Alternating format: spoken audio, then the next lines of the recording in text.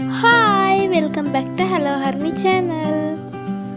இன்னைக்கு நாங்கள் எங்களோட மரத்தில் பலாக்கா பிச்சு கறி தான் வைக்க போகிறோம். இந்த பலாக்கால உள்ள கொட்டையில் தொலியெல்லாம் நீக்கி க்ளீன் பண்ணி எடுத்துக்கிடுவோம். இப்போ இந்த பலாக்காவை நல்லா வேக வைப்போமா? பாருங்களே, மழை இருட்டா இருக்கு. மழை வந்துருமோ தெரியல இந்த பலாக்கா கறி வைக்கிறதுக்குள்ள.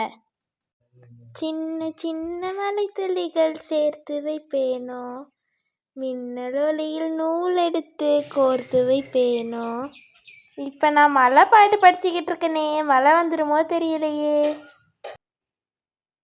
வர்ண பகவானே வந்துடாதீங்க, நான் இந்த கறியை வச்சு முடிச்சிடுறேன்.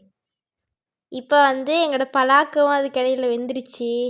நான் வர்ண பகவான்கிட்ட வேண்டிக்கிட்டு இருக்கிறதுக்கு இடையில இப்போ தாளிப்போம். தாளிக்கிறதுக்கு வெள்ளைப்பூடு, பச்சை மிளகாய், சீரகம், மிளகு எல்லாம் சேர்த்து நாங்கள் இடித்து அதை தாளிக்க போகிறோம். இப்போ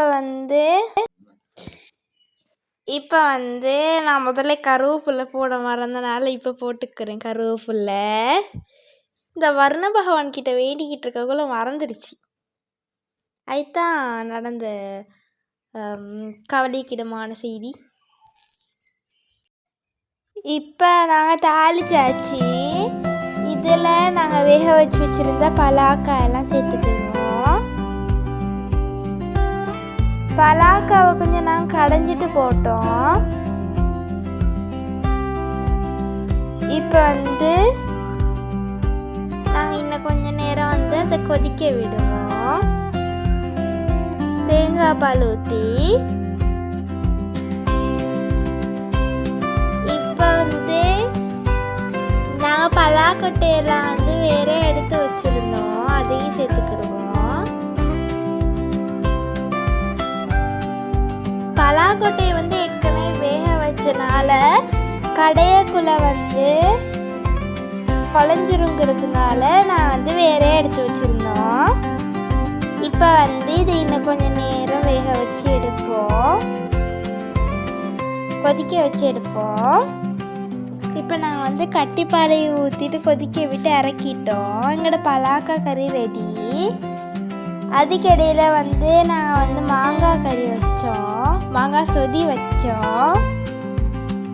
பலாக்கா கறிக்கும் மாங்காய் சொதிக்கும் நல்லா இருக்கும். அதனால மாங்காய் எல்லாம் வெட்டி போட்டு தேங்காய் பால் ஊற்றி மிளகாத்தூள், மசாலாத்தூள் எல்லாம் சேர்த்து நாங்கள் சொதி வச்சுருக்கோம்.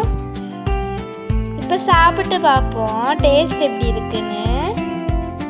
எனக்கு மாங்காய் சொதியும் பலாக்காவும் ரொம்ப பிடிக்கும். அதோடைய இதோட கருவாடு போட்டிருந்தா நல்லா இருக்கும். ஆனால் நாங்கள் வெள்ளிக்கிழமைனால போடலை. இப்போ சாப்பிட்டு பார்ப்போம். டேஸ்ட் நல்லா இருக்கு. எனக்கு எப்பயுமே ரொம்ப பிடிக்கும். ரொட்டி பலாக்கா கறியோடையும் ரொம்ப நல்லா இருக்கும்.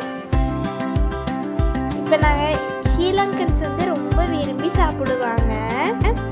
பலாக்காவும் மாங்காய் சொதி ரொம்ப டேஸ்டாக இருந்துச்சு.